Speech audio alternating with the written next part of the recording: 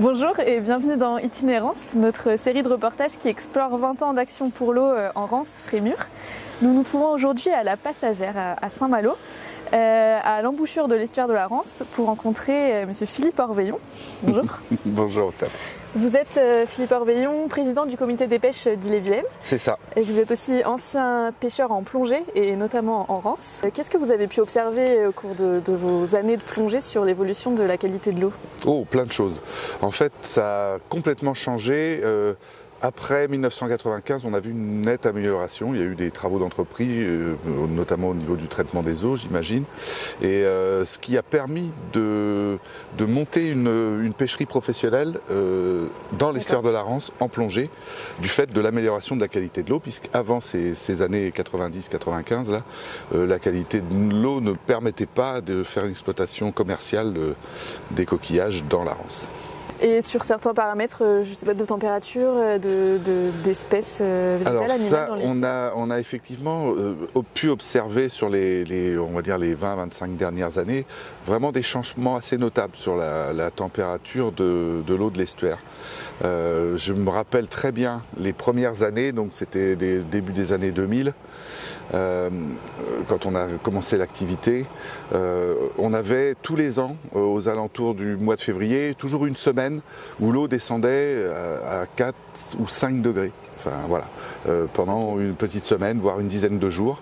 C'était à peu près régulier. Maintenant, l'hiver, on a plus de couches de température qui descendent en dessous de 7-8 degrés. C'est quand même important le décalage en 25 ans, parce que mine de rien, 25 ans, c'est assez court.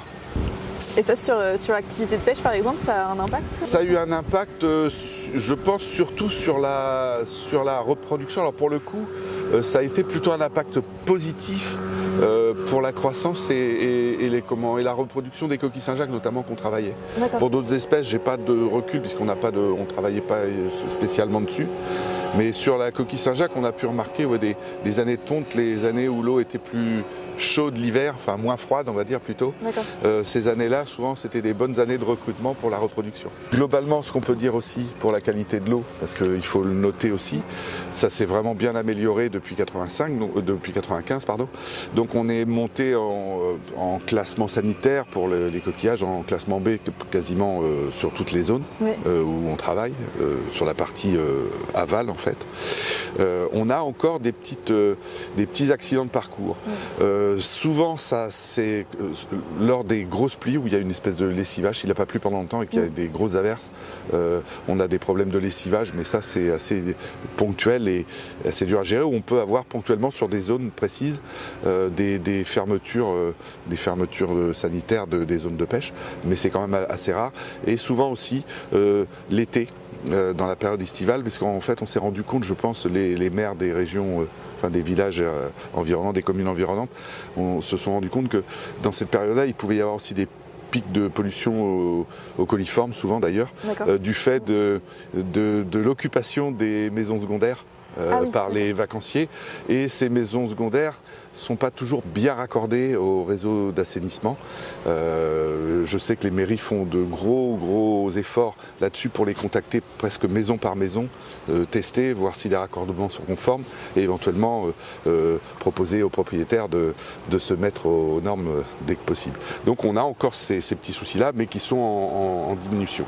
Et justement, par rapport à ça, quel est votre regard sur les politiques publiques en matière d'assainissement, notamment, en tout cas, ce qui est fait pour essayer d'améliorer cette qualité de l'eau? Globalement, on peut dire que c'est jamais assez.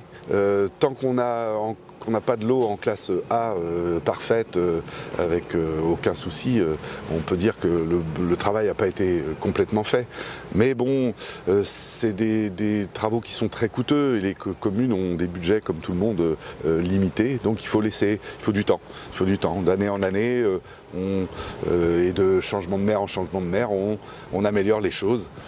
Et voilà, c'est un peu c'est un peu de patience et beaucoup de courage. Est-ce que vous voyez un lien entre l'évolution de la qualité de l'eau et l'évolution des populations de poissons? Effectivement, il y a un lien qui a l'air d'être, enfin moi je ne suis pas scientifique, mais d'après les échanges que j'ai pu avoir avec différents professionnels là-dessus, on a vraiment un lien qui a l'air de se dessiner entre la qualité de l'eau et la capacité de certaines espèces à se reproduire.